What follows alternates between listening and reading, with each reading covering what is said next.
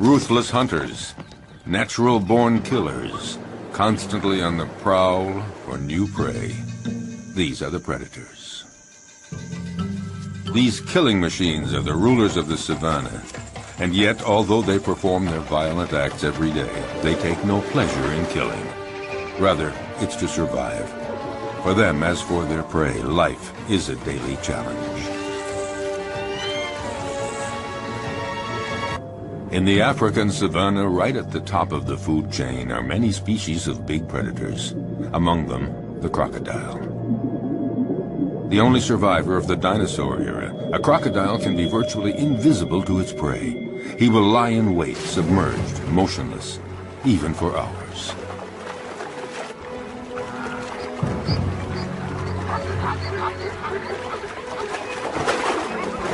Fearsome, discreet, wily, he is perfectly adapted to life in the water and has the sinister reputation as the most dangerous killer in Africa.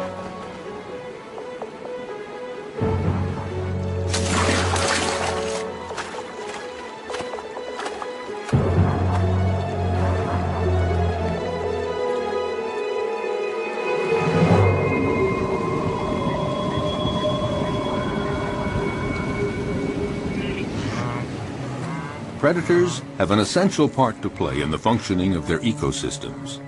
By congregating at places where their prey can cause pollution, they limit proliferation, sparing other species that are few in number. Predators as a group, in limiting populations, help to preserve species that might otherwise eliminate one another.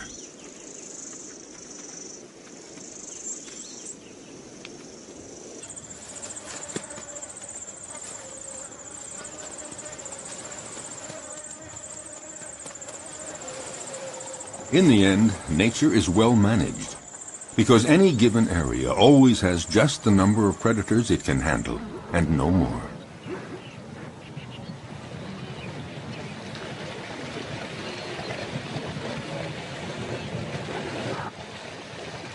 Each predator has its own way of hunting. Their strength and speed seem to protect them from many dangers, but their never-ending need for food, for survival, drives them constantly to keep hunting. Even when prey is abundant, chances of success are never sure. Often it depends on the strategy of the attack.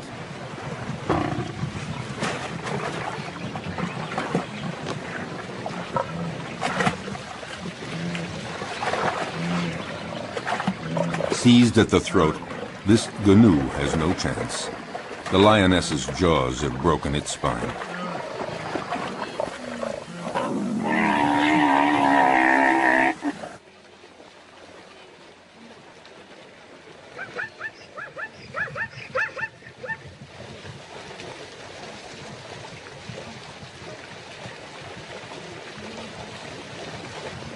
But the lioness can't lift her prey out of the water because the creek became too muddy during the dry season. She has to devour the animal here where it was killed, a rare practice. Usually several lionesses hunt together, but there are occasions of solo hunting, and then the lioness can rely only on herself to defend her kill. The prey has barely been taken when other predators start pointing their snouts toward the meal. Yes, it is not enough to hunt down and kill your prey. You have to defend it, too. The fury of a lioness can be fatal for a hyena. The sudden appearance of a buffalo might improve the hyena's chances. But is the big animal a real danger for the lioness? The buffalo keeps approaching, trying to frighten the lioness away from her kill. The herbivorous avenger forces the lioness to flee up a tree. High up in the acacia tree, she keeps a needle-sharp watch on what is happening below. Finally, the buffalo lets the lioness come down, and the hyena sees his chance evaporating. In fact, the hyena gives up. The lioness could return to the dead prey at any moment to finish her meal. No, the hyena would rather try elsewhere, where a family of cheetahs is hunting in the area. At one point, the contest threatens to become fierce unless the hyena is content to be a little patient.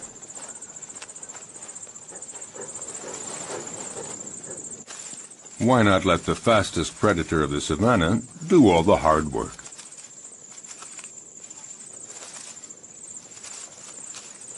The female cheetah hunts alone because she can't count on her progeny.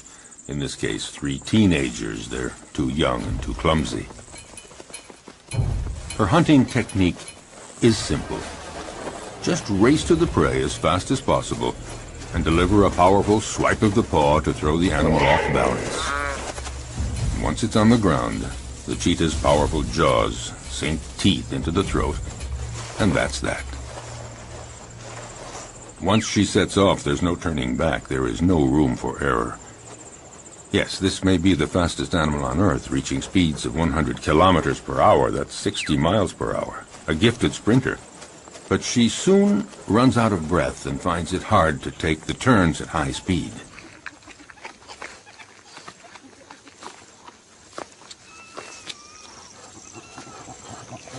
She expends so much energy all at once that she needs a breathing space to recover, and these are precious minutes, because the hyena is on the prowl, and he knows that this is the instant to try something if he's going to steal any of the meat. The young cheetahs waste no time in munching off the first bits. The cheetah senses danger, but what can she do? These kids are too clumsy to make any sort of organized resistance.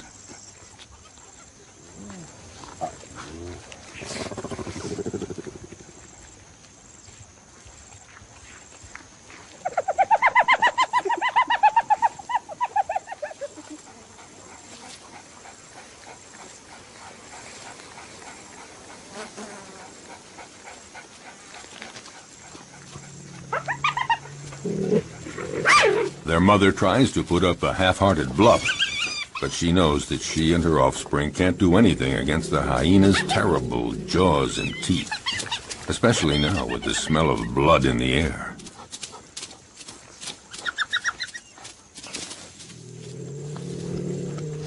She doesn't even try to fight.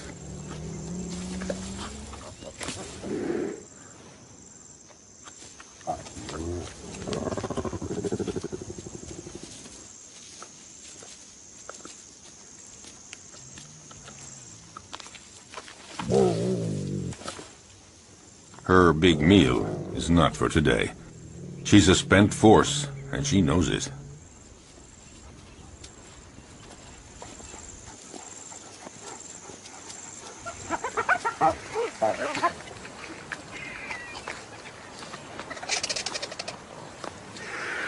The scent of blood draws many scavengers. They're not considered true predators because they eat animals that have already been killed by others.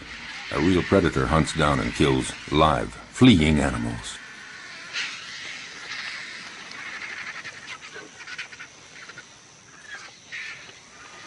As for the hyena, his patience has paid off, and he can eat to his heart's content.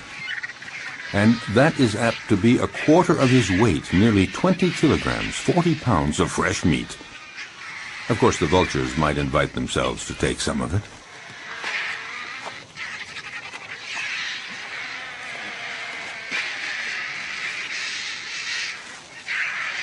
A jackal is prowling around, but he's no match for the hyena.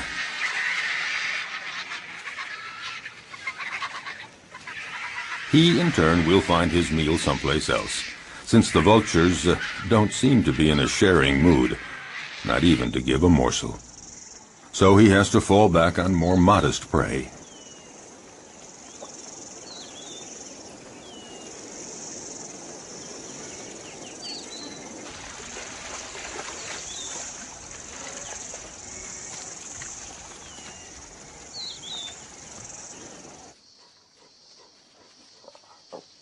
Lichens, or wild dogs, are also considered prodigious predators in the savanna, the equals of cheetahs and even lions. They're among the carnivorous animals that hunt during the day. To feed the family twice every day at sunup and sundown, they leave their lairs to hunt in packs. But they're not always successful, because they're often smaller than the animals they attack.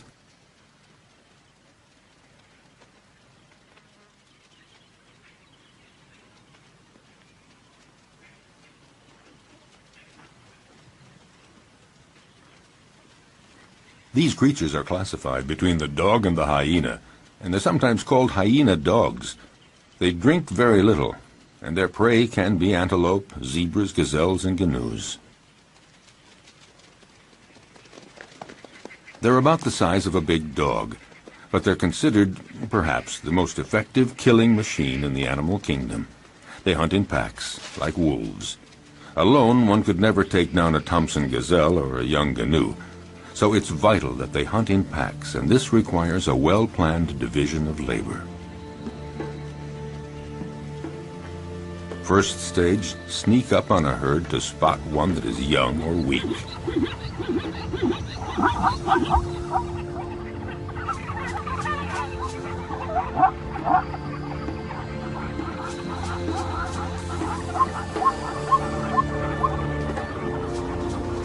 Next, chasing down in relays.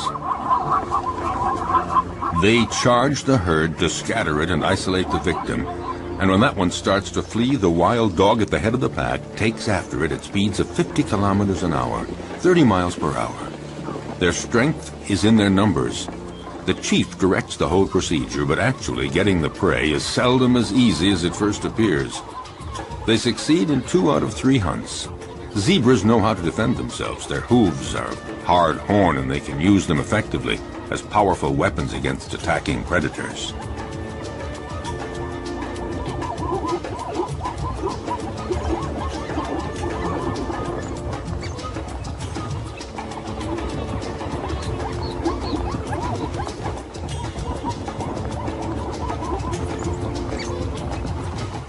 This time, the zebra herd manages to fight off this pack that isn't really prepared for this morning chase.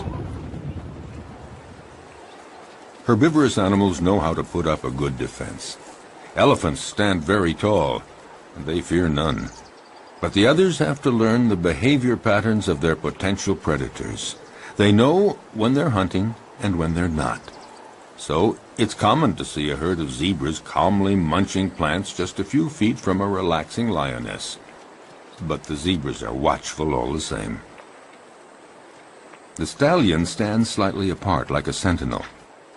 When he senses danger, he alerts the others with a whinny. Instantly, they all form a group and they flee together, with the stallion bringing up the rear, where he can nip the legs of the slow zebras to make them keep up with the others.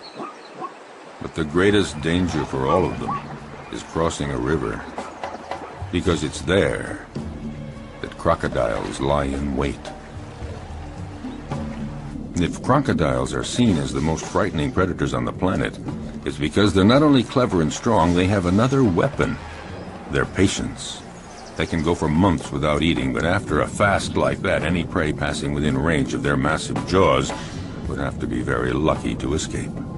Armed with about 70 teeth, a thick body armor of scales, and powerful appendages that they can use to leap their full body length, their attacks are furious and frightening.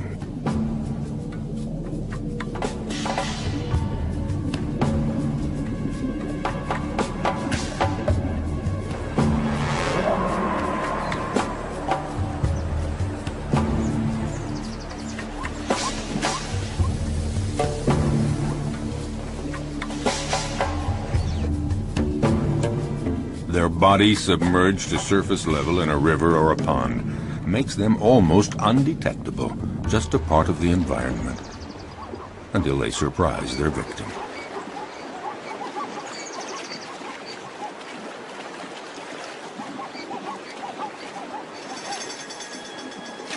Buffalo, zebras, antelope, these are perfect prey.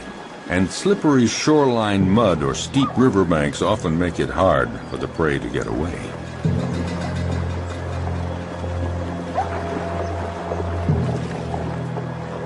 A female crocodile decides to go after a young zebra that has been separated from the main group in the middle of the flowing water.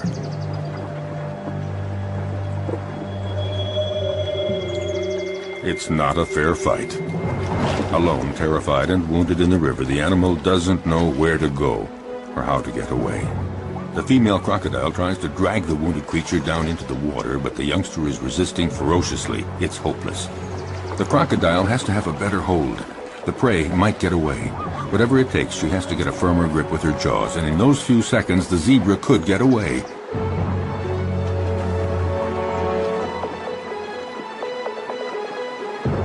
Suddenly, the vise is loosened, Instantly, the zebra takes advantage and breaks away, desperately climbing up the riverbank. Exhausted by the violent struggle to stay alive, the young zebra has to rest. But lions are always prowling along the river, seeking new prey. The young zebra's minutes are numbered because she is wounded. And in the savannah, a wounded animal is as good as dead. Here at the river, the lions have this prey for the taking.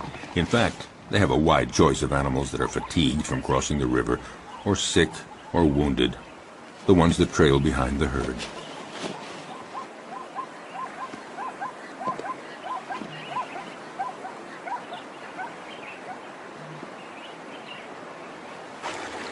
As for the crocodiles, they gather around the only crossing point for the animals. A zebra sounds an alarm to warn the others. But the crocodiles are well aware. They know all they have to do is lie in the water and wait. Sooner or later, the next grazing animals will give in to the strong temptation to cross. It might be Thompson gazelles, eager to find that greener grass on the other side. For them, crossing the river is a real adventure. They're too small to resist the current. They wait, hesitating to take the first step. But for all their fear and reticence, the lure of the wonders sure to be found on the other side becomes too strong. The ones motivated by frantic urges to migrate often pay for their audacity with their lives. Sharing meals is a well-established tradition among crocodiles. A female comes to the party, but the prey isn't big enough for two. You don't share a gazelle. Resigned to this, the guest has only to reach the riverbank and participate in a crocodile's favorite pastime, the siesta.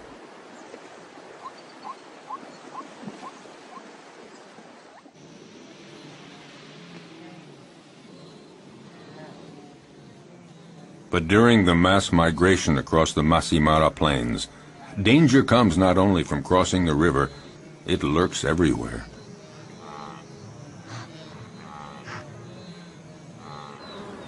A well-organized pack of wild dogs attacks a young gnu. It's encircled and separated from the herd. The predators then go at it fiercely, relentlessly, showing no mercy. The gnu is exhausted. It's time for the kill. At one point, the animal nearly falls to the ground. One of the wild dogs seizes a hoof. And finally, the creature drops. Often, the attackers will hold the muffle of the prey tight until it stops all movement.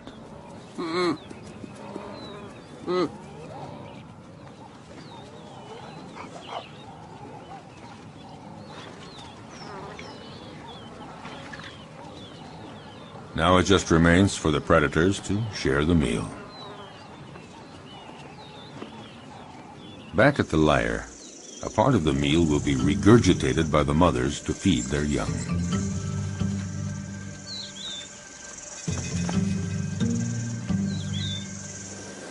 It may seem that predators are ruthless. They show no mercy at all.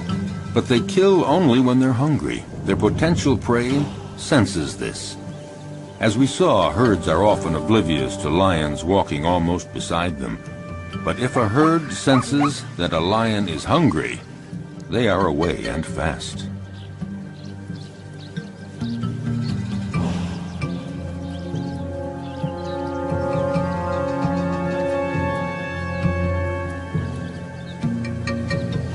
Yes, usually lions hunt in groups, or rather the lionesses hunt in groups.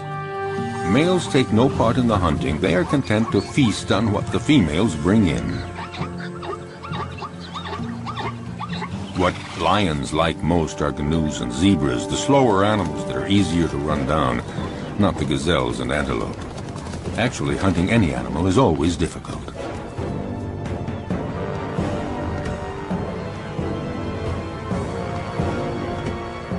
When hunting in groups, lionesses lie in wait, upwind, but one is stationed downwind.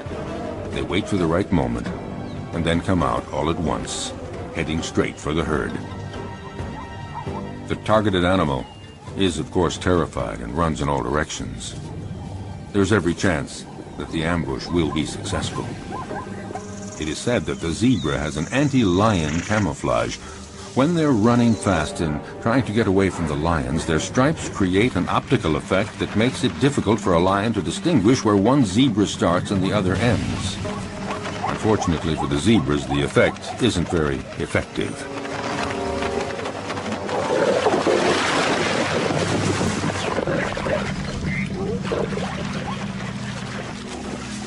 A lioness kills by strangulation, and it's a slow death.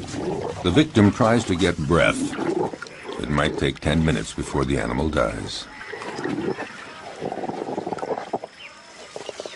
The success score for females that hunt alone is fairly low. It's about 17%, one kill in every 5 attempts. This makes the survival of the lion cubs fairly uncertain.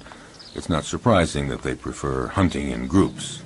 Today, the lionesses and the cubs are eating as fast as they can before a male comes along to take his share. When a male is present, he is always served first. But this time, Mom and the kids will have full stomachs. All the same, the odor of the carcass draws famished hyenas.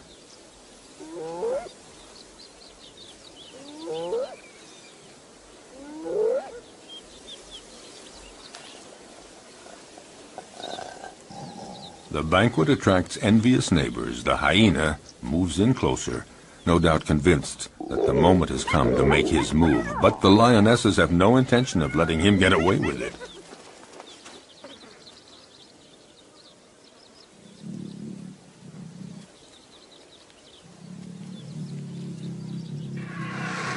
He's going to have to wait until the lion family has had its fill, and then he will move in to find they have left him a few bare bones.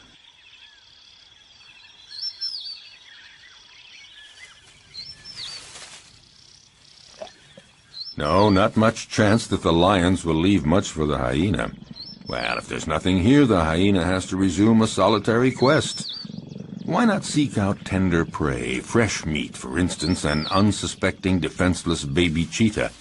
For out in the wild, hostile nature, the lives of the young, whether predator or prey, are often precarious.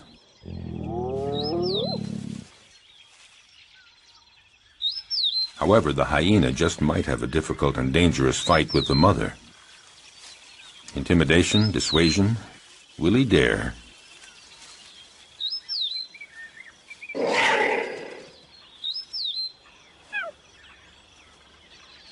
No, the risk looks too great. The hyena goes on his way and keeps on the prowl for other prey.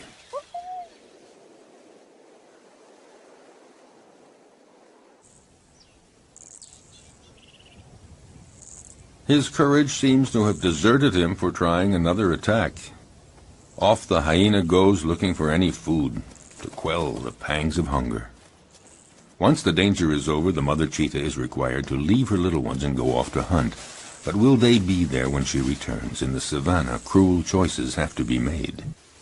The hyena appears to have gone off and is now far enough away. The cheetah has to go for it. A quick hunt and then back to the lair.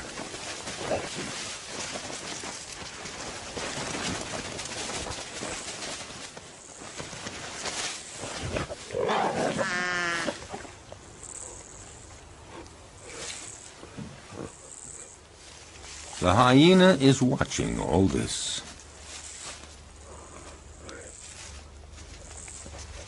And a little too sure of itself approaches the cheetah, certain to come out the winner.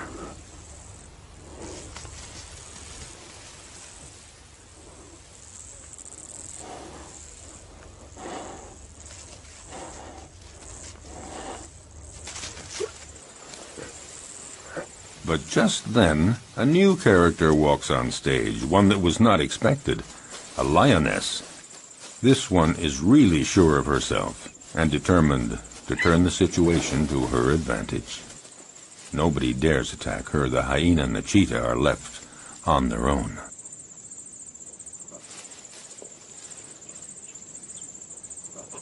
Indifferent, the lioness ignores them with the arrogance of a victor.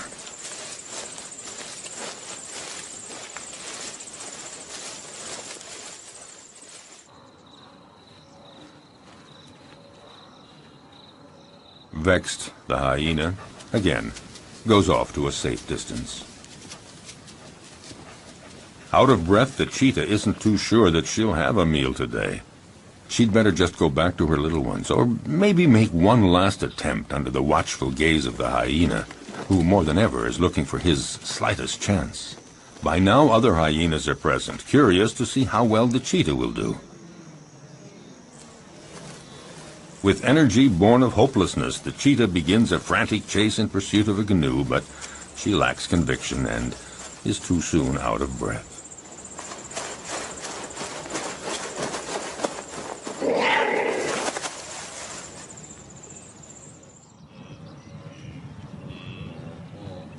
Even the gallery of watching hyenas doesn't think that she'll succeed. However, they join others of their pack and profit from the panic caused by the cheetah to attack a wounded canoe. The lone hyena would very much like to join the party. Well, aren't there cordial relations among all members of the same species?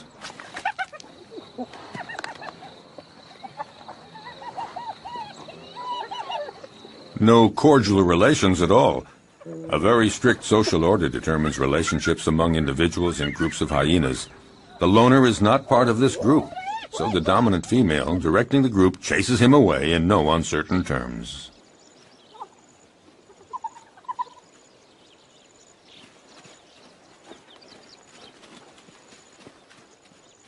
Nothing can be done, so it's best just to melt away into the distance.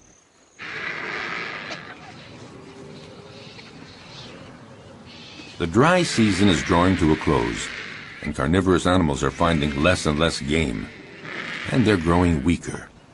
The hyena has been walking for a week, looking for food, doing anything to blot out the terrible pangs of hunger. He has just about enough strength to stand up and return to his lair.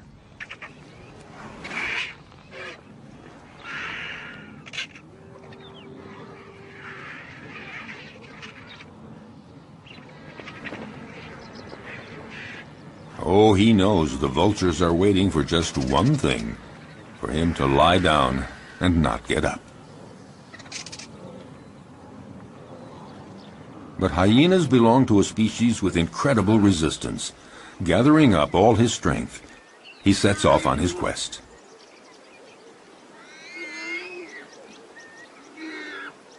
He isn't lucky and doesn't have the strength of a lion, but all the same, his plight isn't so bad compared to that of the warthog that the lioness has no hesitation in devouring while still alive.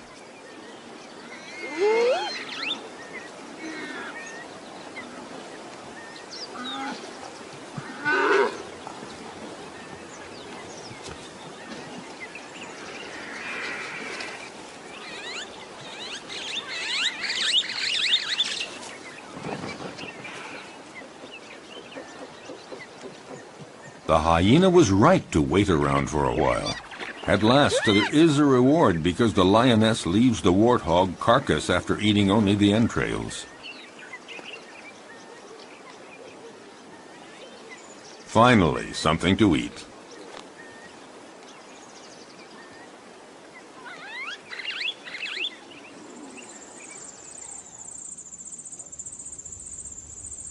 Even among lions, survival isn't always so easy, at least not for the cubs. They may be the offspring of the animal king, but their future is often compromised.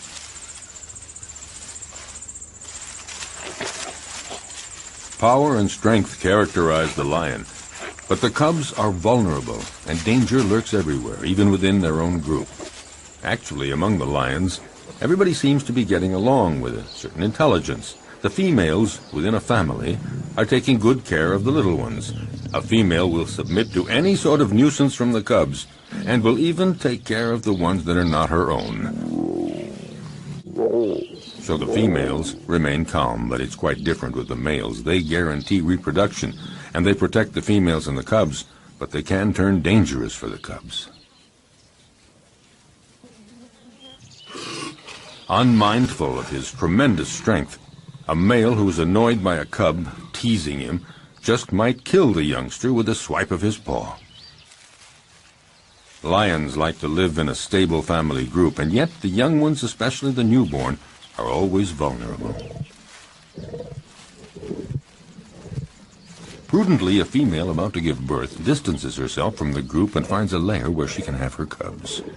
She wants to find a natural hiding place where hyenas and jackals and cheetahs can't get at the little ones, and to keep them safe from the male lions that might come to take them. A female may have as many as 6 cubs at a time, but only 1 in 5 will survive to adulthood.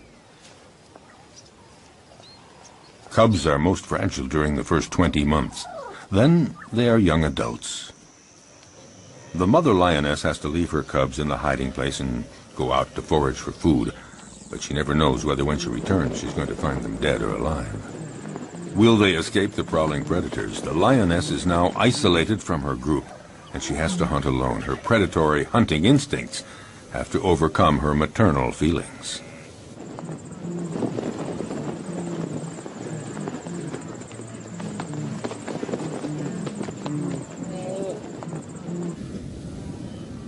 She must go off to hunt even though solitary male lions are prowling the area. They pose an enormous danger for the newborn cubs. If a male lion discovers them, he will probably kill them at once. Time is of the essence. The female must get back as quickly as possible.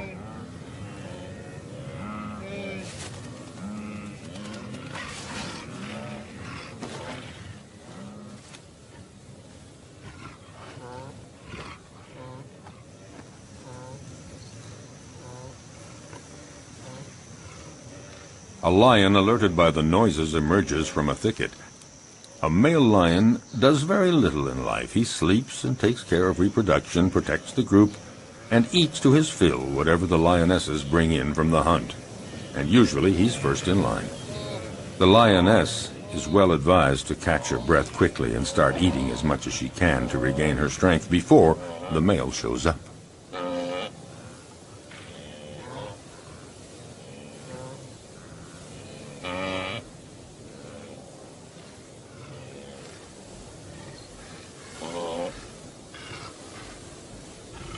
Five kilograms, 10 pounds of meat every day. That's what every male or female lion requires for survival. But one might eat up to 35 kilograms, 70 pounds, at a single meal. The effort has been so strenuous, the lioness has to recuperate for a good 10 minutes before feeling strong enough to begin eating.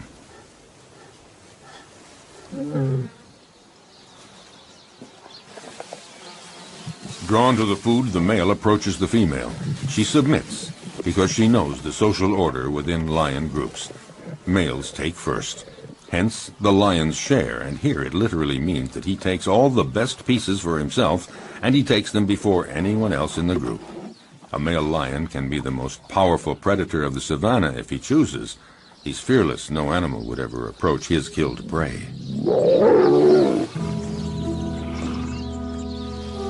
The lioness can only wait, resigned to the situation, and go off to her cubs.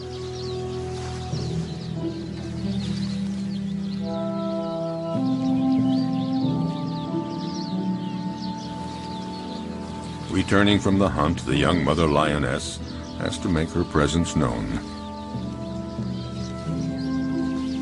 A cruel surprise awaits her. Her little ones had a surprise visit from a solitary male lion that happened upon them. Only one cub remains, but it's dead.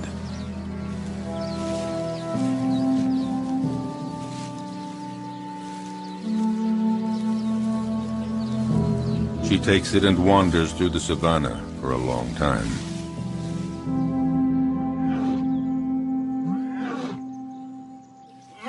Before she can bring herself to give up the cub's body to the vultures.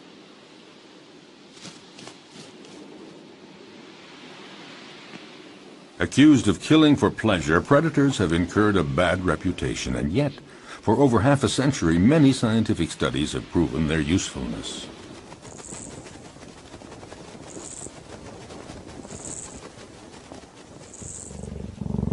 A number of predators are key species that enrich their region and determine the structure of animal communities. They maintain a good balance between various species. Attempting to suppress the predators to protect nature is a mistake, because any place without predators is not a stable environment. On the contrary, it's an artificial habitat made poorer and more fragile.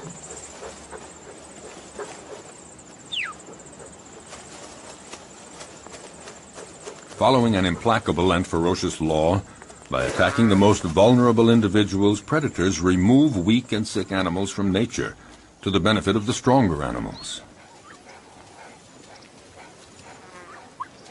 For all that, the life of a predator is not so simple. Nature's implacable law applies to them, too. A sick predator, one that is wounded or not very good at the art of hunting, will in turn disappear. Learning to be a good hunter requires a long period of instruction. For example, a female cheetah has to take great pains teaching her young to hunt, so they learn to recognize and stalk down their future prey. They have to be taught how to choose prey, sense all its reactions, and know how to get it. Most important, young cheetahs have to master the essential swipe of the paw that knocks running prey to the ground. As a rule, the cheetah is certainly a superb sprinter, but since they can't take the quick turns at high speed while running, they have to rely on striking their prey precisely and forcefully with one paw, throwing it off balance and dropping it to the ground. The students learn this by practicing on a young live antelope provided by their mother.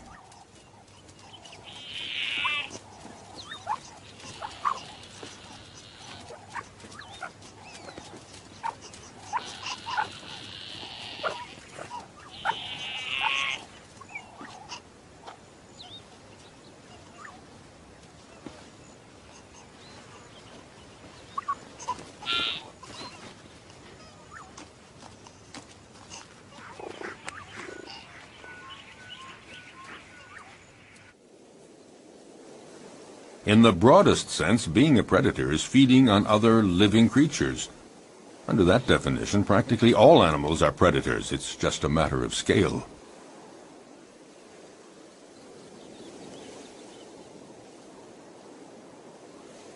In the savannah, baboons are for the most part omnivorous, but sometimes they reveal themselves as accomplished predators.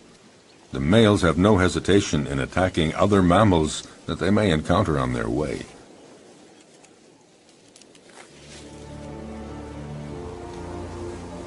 They can be terrifying opponents. Their bite is awesome. A powerful dominant male has caught a small gazelle. He doesn't wait for the prey to die before devouring it, right in front of his underlings.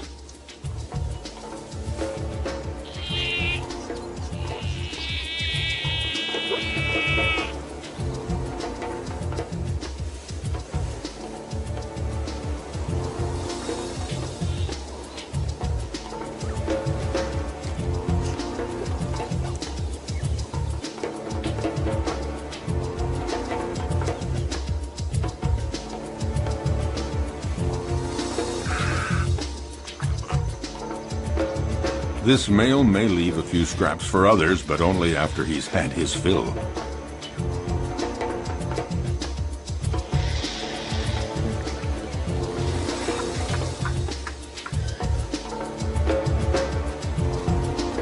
In the savannah, death is a part of everyday life. The baboons set off for new horizons.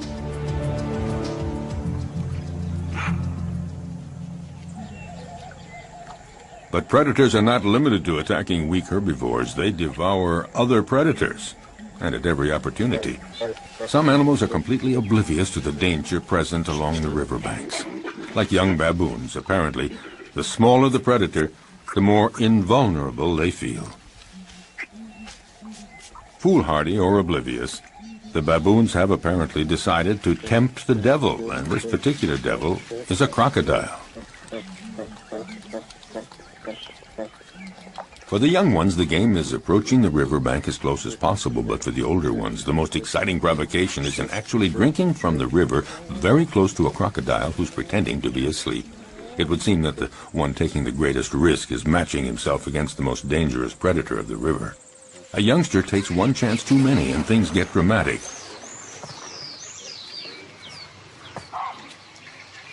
The alert is sounded, but it's too late. The entire group looks on helpless, seeing the young baboon in the jaws of the hungry crocodile.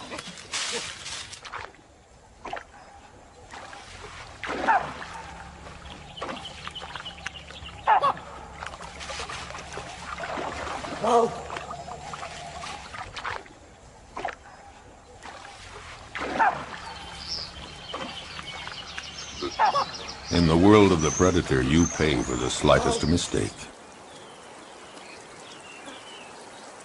But along the river banks, the crocodiles don't always have it their way. Facing a hippopotamus, the law of the stronger and the bigger holds, and the hippos move right in to use their heavyweight position to provoke the crocodiles.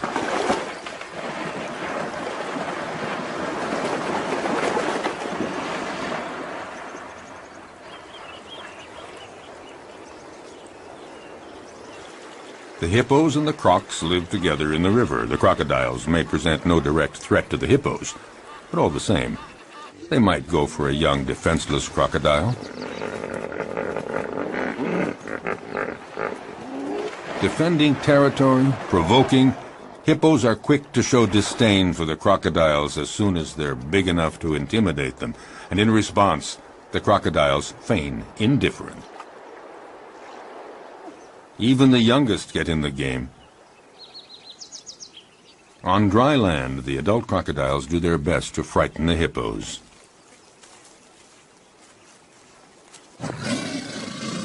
They multiply their efforts, but the massive creatures don't believe a word of it, so to speak.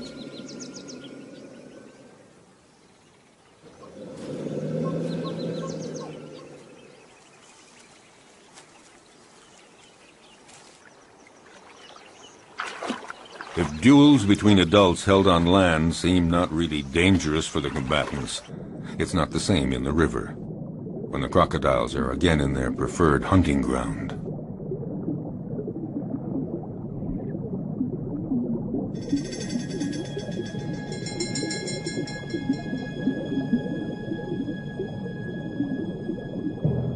In the aquatic element, a crocodile is ruthless, facing a young hippo.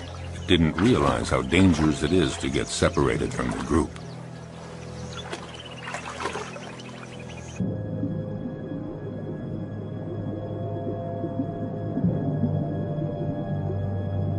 Cunningly, the crocodile approaches slowly.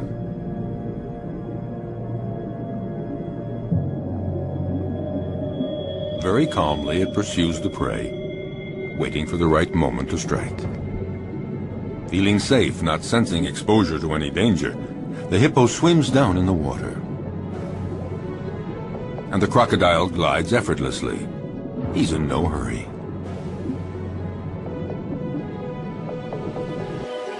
In this unequal pursuit, the two animals rise to the surface.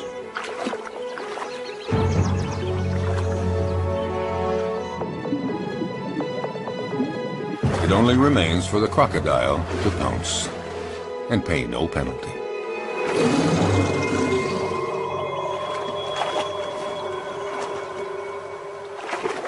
The only place to satisfy a thirst is in the river, and that's where every danger lurks. But nature isn't fair. Some risk everything, others face virtually no danger. Take the giraffe, gaining considerable protection from its great height. Still, it's in mortal danger drinking at the river, because it has to spread its legs, and in this uncomfortable position, the giraffe is highly vulnerable.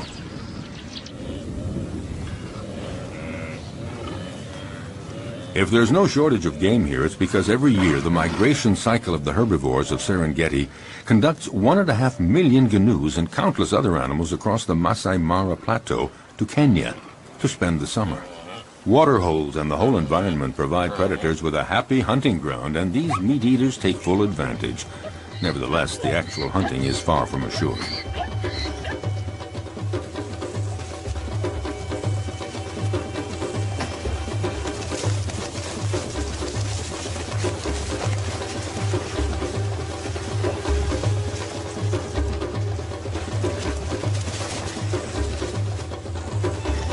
As always, some succeed and others fail, but it's not because there's no game. Some prey defend themselves with enough energy to repulse the most ferocious attacks. With 4 against 1, the cheetahs seem to have achieved their goal.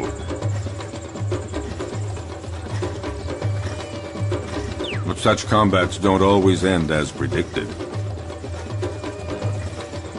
It would appear that the cheetahs have the advantage, but that doesn't take into account the endurance of their opponent or the canoe's instinct for survival.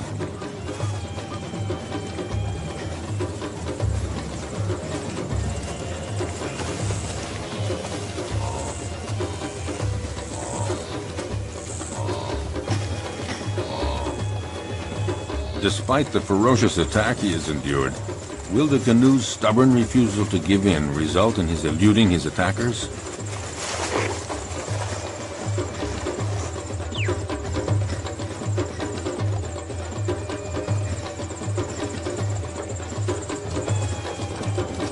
Thrown off balance by the canoe's sustained fury in managing to escape their claws and teeth, the cheetahs seem unable to administer the fatal blow. Suddenly, in an astounding burst of energy, against all odds, the canoe does manage to escape from all those predators. Totally exhausted by all this, the cheetahs give up.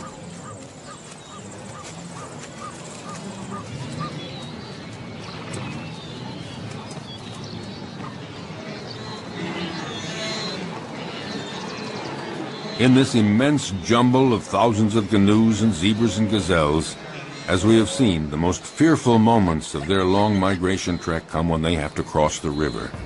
But paradoxically, if it's their great number that attracts predators, it's also their massive numbers that provide their best defense against the feared crocodiles.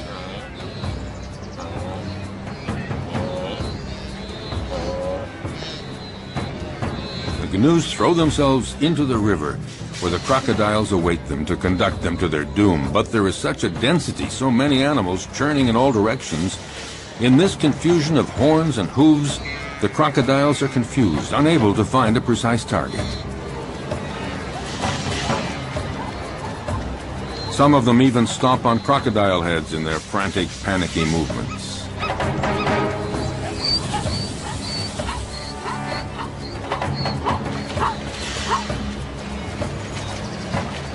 This superabundant flow of animals disorients the predators, but any animals that stray from the central melee, any out on their own, are instantly victims of ferocious crocodile attacks.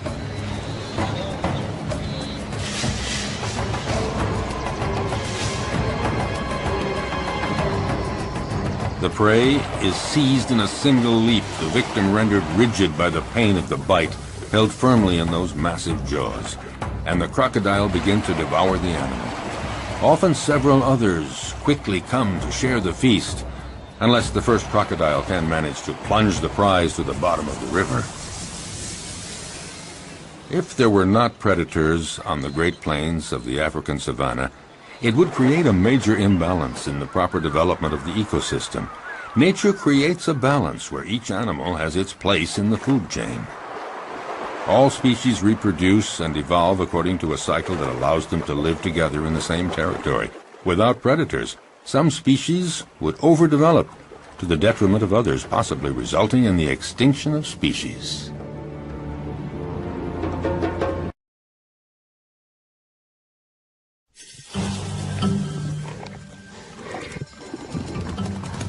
Ruthless hunters, natural-born killers, constantly on the prowl for new prey.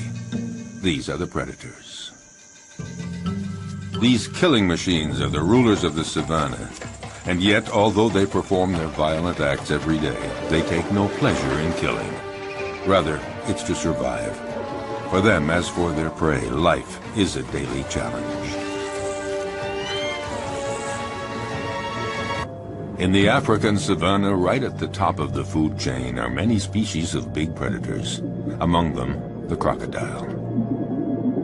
The only survivor of the dinosaur era, a crocodile can be virtually invisible to its prey. He will lie in wait, submerged, motionless, even for hours.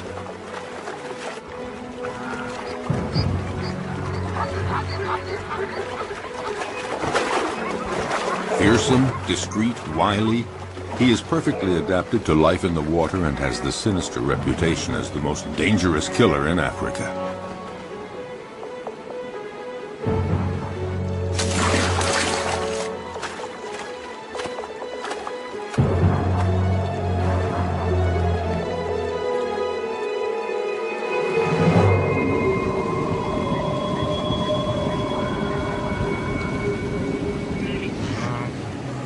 Predators have an essential part to play in the functioning of their ecosystems. By congregating at places where their prey can cause pollution, they limit proliferation, sparing other species that are few in number. Predators as a group, in limiting populations, help to preserve species that might otherwise eliminate one another.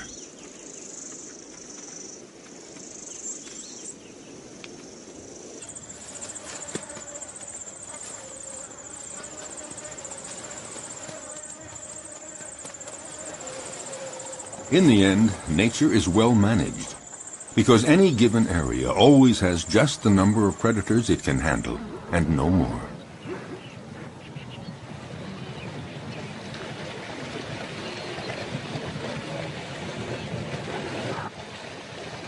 Each predator has